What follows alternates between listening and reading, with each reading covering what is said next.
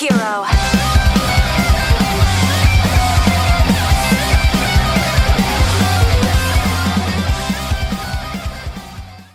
Dans un monde où les péchés des humains se transforment en monstres appelés impurs, une organisation secrète, des exorcistes, s'occupe de ces monstres, en les renvoyant dans Magano, une dimension où ils sont scellés.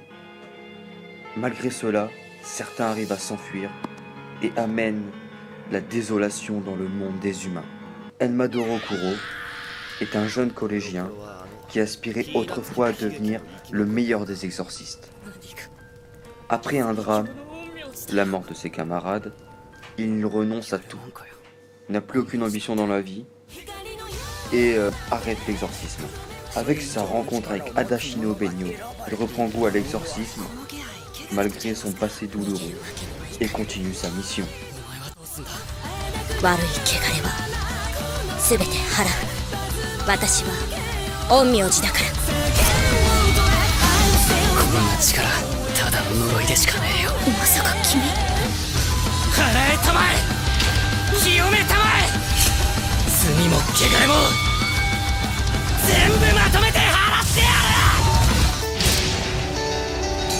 Twin Star Exorcist est un animé inspiré du manga de Yoshaki Sukeno. C'est un shonen de type action-romance-comédie. Il a été mis en animation par le studio Pierrot, réalisé par Tomohisa Taguchi. Sa première diffusion a été le 6 avril 2016. Cet animé a fini le 29 mars 2017 pour un total de 50 épisodes. Nous allons maintenant parler des points positifs de cet animé. Tout d'abord, les openings sont très bons, voire très très bons. Je vous laisse écouter.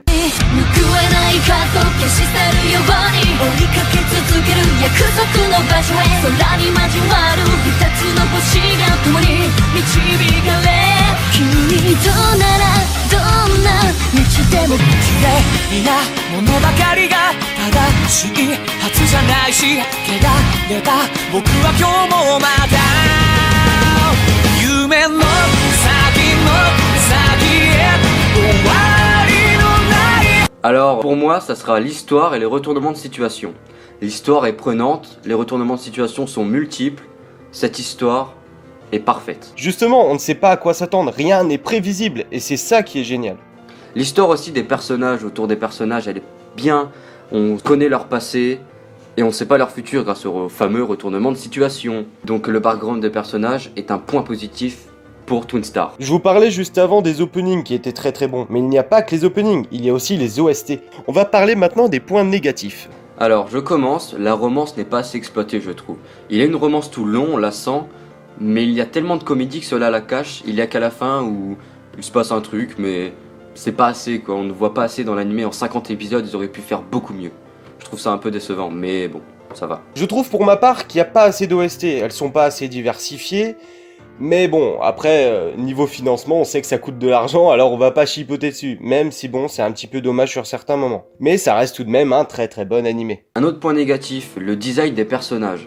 Il est trop enfantin à mon goût. Même si on s'y habitue, au début, on croit qu'il a 8 ans le personnage. Franchement, on ne sait pas. Il a 8 ans, 7 ans, et ben non. Il rentre au lycée. Et voilà, c'est pour ça que ça me déçoit un peu, le style trop enfantin. Par la suite, le style de dessin évolue, et c'est pour ça que ça me plaît à mon tour, bien évidemment. Je vais vous parler maintenant du personnage de Seigen, qui pour moi n'a pas été assez utilisé au niveau de l'intrigue ou de l'histoire. Il devient très vite inutile, et c'est ça que je trouve assez dommage, sachant que c'est mon personnage préféré, bien évidemment.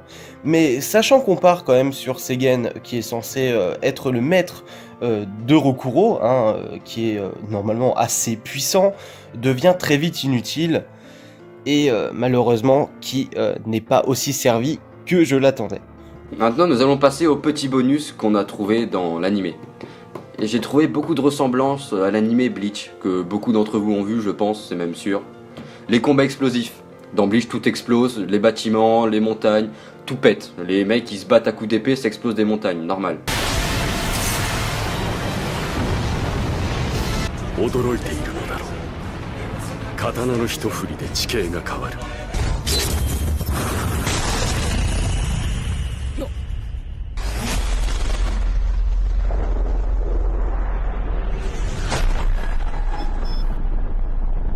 Après le système des commandants, là c'est sur Twin Star, c'est les généraux célestes, sur Bleach, c'est les capitaines.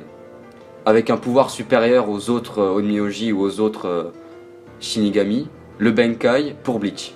Les monstres qui peuvent se transformer en humains en ayant plus de pouvoir, comme les Arrancar de Bleach, là c'est les Basara de Twin Star. C'est un peu les seuls points de ressemblance avec Bleach que j'ai trouvé, mais je trouvais ça sympa de vous le dire. Mais question scénario, ça n'a rien à voir. Nous allons parler aussi des Basara qui ne sont pas vraiment méchants, voire ils ne sont pas des ennemis. Par exemple, une Basara rockeuse avec son groupe qui fait de la musique, enfin, un running gag dans l'anime. Il y a aussi Kamui, un Basara qui a tué la famille d'Adashino Benyo, mais qui aime bien faire des dilemmes aux humains. Par exemple, ta fille ou vous, tu as 10 secondes, il aime bien ça. Mais il est très fort, du coup tu fais pendant les 10 secondes, et tu te fais enculer. Avant de passer à la note, j'aimerais rajouter quelques points. On va parler spoil maintenant. On parlait des retournements de situation et de l'histoire. Les retournements de situation sont un peu... ils sont bien, mais ils sont un peu au hasard, ils sont mis random. Ils ont voulu faire un bon scénario avec des bons retournements de situation, mais il y en a un peu trop, je trouve. Ils sont bien utilisés, mais un peu trop. Du coup, maintenant, vu qu'on est dans le spoil, je vais vous parler... au milieu de l'anime, si vous l'avez vu, ou si vous l'avez pas vu, allez le voir. Il y a un grand méchant. Il s'appelle Kuranashi. On le présente comme le vrai grand méchant. Il défonce tout le monde, on peut le dire. Les généraux célestes, il les a défoncés. Il les a absorbés même. Et après ça, il y a un autre ennemi qui revient qu'on n'avait pas vu depuis au moins 20 épisodes. Yuto qui arrive et qui prend le contrôle de Kuranashi. Alors là, on arrive dans n'importe quoi. C'est retournement de situation contre retournement de situation. Ça fait trop, je trouve. Donc c'était la partie spoil. Si vous voulez un petit schéma qui résume à peu près ce qu'il vient de vous raconter, on part sur Kuranashi qui est le grand méchant et qui prépare tout depuis très très longtemps pour dominer le monde, qui se fait dominer lui-même par Yuto Ejika et qui lui-même se fait dominer au-dessus de Kuranashi par l'Abe no Seimei. Voilà, je vous laisse imaginer le truc, c'est un peu au-dessus, hein, l'Abe no Seimei n'avait préparé tout ça que 1000 ans à l'avance, bien évidemment. Mais la vérité est que celui qui contrôle l'Abe no Seimei n'est autre que Krillin. Krillin contrôle tout. Krillin, bien évidemment, il contrôle tout, la terre, nos pensées, tout était prévu. Pour conclure tout ça, on jugerait cet animé de très bon, bien évidemment, comme tout animé qui pourrait sortir. Au niveau de la fin, on est sur quelque chose de pas trop mal, et qui est pas trop décevant, bien évidemment. Pour ma part, je lui donnerais une note de 8,5 sur 10. Et pour la note, je mettrais un 8 sur 10 parce que j'ai vraiment bien aimé. Sur ce, on va vous laisser. C'était Absolute Manga pour la chaîne Otaku un jour, Otaku toujours. C'est pas le nom, on s'en bat les couilles. Manga un jour, Otaku toujours. On va vous laisser. Salut!